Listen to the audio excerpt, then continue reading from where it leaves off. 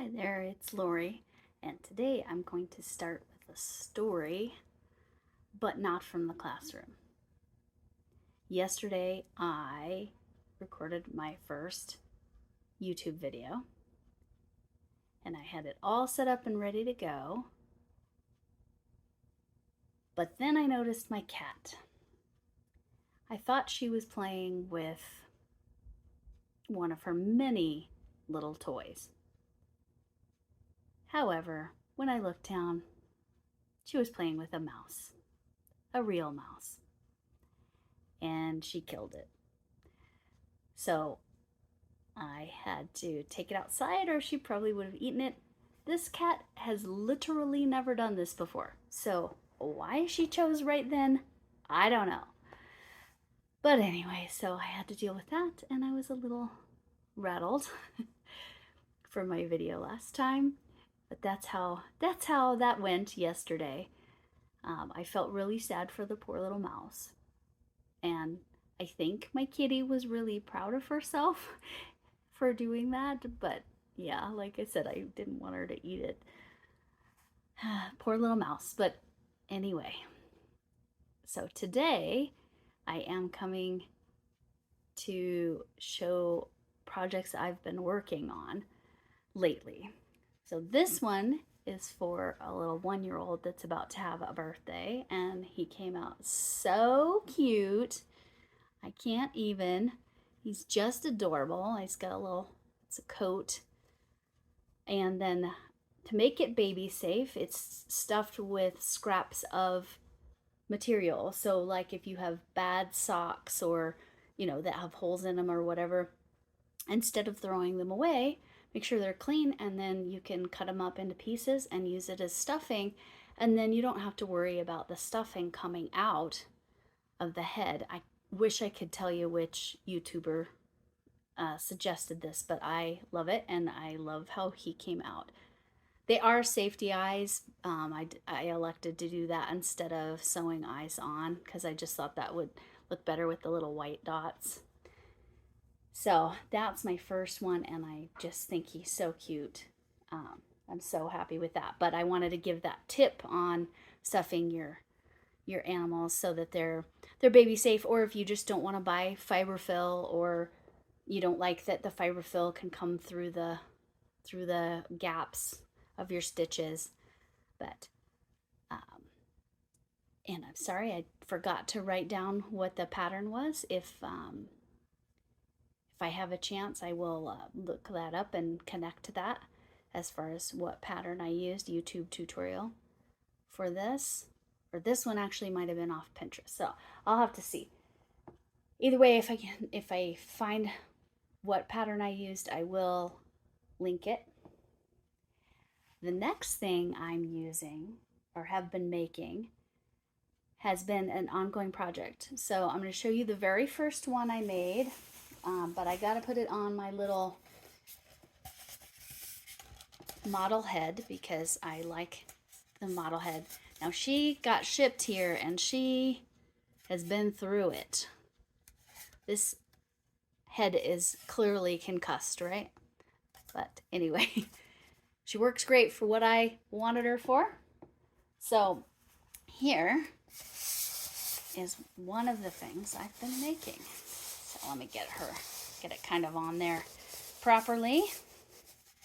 But you can see, pull back a little bit, you can see the tentacles and the eyes. And so this is a hat, and this was the first one of these I made. I already gave the customer the second one I made, so I don't have that one. But here is number 3. I love it. I love the colors. It looks so great. And here the stuffing was a little trick from the creator, the pattern creator. And again, I will link that below because I know I can find that. Not YouTube, it was a regular pattern I had to read. She said she uses just regular grocery bags. Well, I went on and I found little colored doggy bags, poopy bags, because that way then it wouldn't show. The reason she suggested using like plastic grocery bags is that then it doesn't add too much weight. And these little plastic bags, I went ahead and did so that the color wouldn't show through because it's blue like this. And the purple one, I didn't have any purple ones, so I used black, but you can't really see that. And even if you see the black, it's not a big deal. So that's all of those. So this head came to me today from my friend Stephanie, who I used to work with when I was a teacher. She was in the FACS department, Family and Consumer Sciences, previously known as home ec. I was in the math department, but we were friends. We knew each other. And I posted that I had gotten this lovely number in the mail. And she said, oh, I have a head too. So you can have that head. And she's in much better shape, especially in the chin area. She's in much better shape than my first head. But I will use them both because I have another hat to show that I've been making. Also for a customer, this is number 1 that's completed for this customer for 4. I do not have an Etsy shop. If you want me to make you something, you need to message me because I get enough orders without having an Etsy shop. I would be overwhelmed with orders, I think, if I did an Etsy shop. But this is the Antler hat with the little braids that come down, and this really cool wire in here that is like a rubber coated wire that goes across and then up in both antlers, so we can kind of, this one I'm going to put on my head so you can actually kind of see how it sits a little better, because I can just make the antlers sit how I want them to with those wires in there. There we go. So you can see that this is a little tiny bit big on my head. I have a teeny tiny head. However, this one that's in progress, I measured the lady's head and her head is even smaller than mine. So it should fit real nicely on here. I haven't, yeah, see, and it's almost too small for here, but I went off her measurements, and so she'll get her little braids down here, and then she'll get antlers across there, and we will see how she looks when she's done. So same yarn. This is actually a Premier Puzzle yarn. I don't know if I can recall the colorway right now, but it's the one that's got kind of a blue hue to it. I have 2 more that I know that the colorway is called Crossword, and it's tans and grays and blacks. So it's similar, but not with the blue undertones. So that's what I've been working on. And then also my Lori the Armchair Chef Mystery Yarn Project. I already have one thing done, but I will wait to show that in a separate video.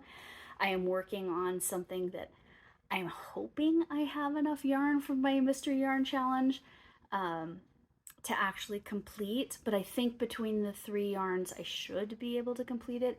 It won't be the exact actual design, but it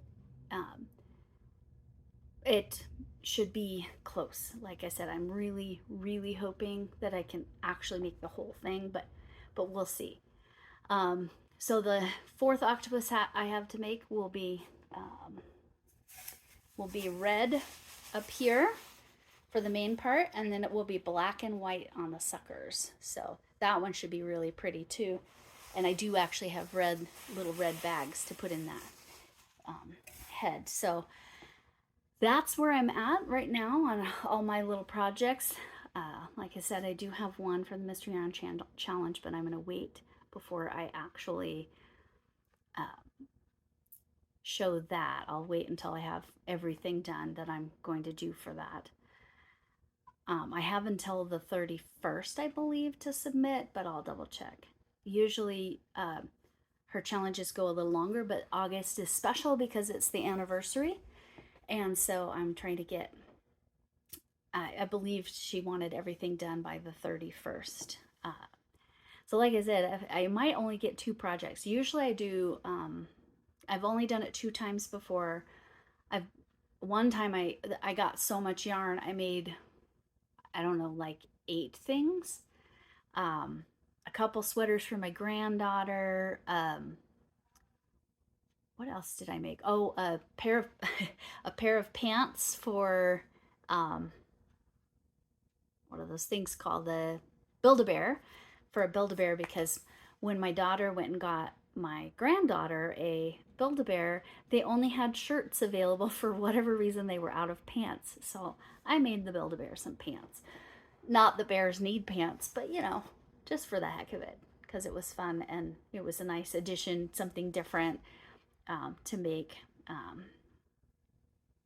for that. So I'm very excited about it. I will be making another video when I get a mystery box from Armchair Chef Lori, because her mystery boxes are seriously the best. And so I'm looking forward to that, but I'll do a special video just for that one. Hopefully that was entertaining, and shout out to Mia, my former student, who is helping me to improve my YouTube videos through editing and uploading, and she's just helping me out, and I'm super excited and so grateful that she would help me so much. Talk to y'all later.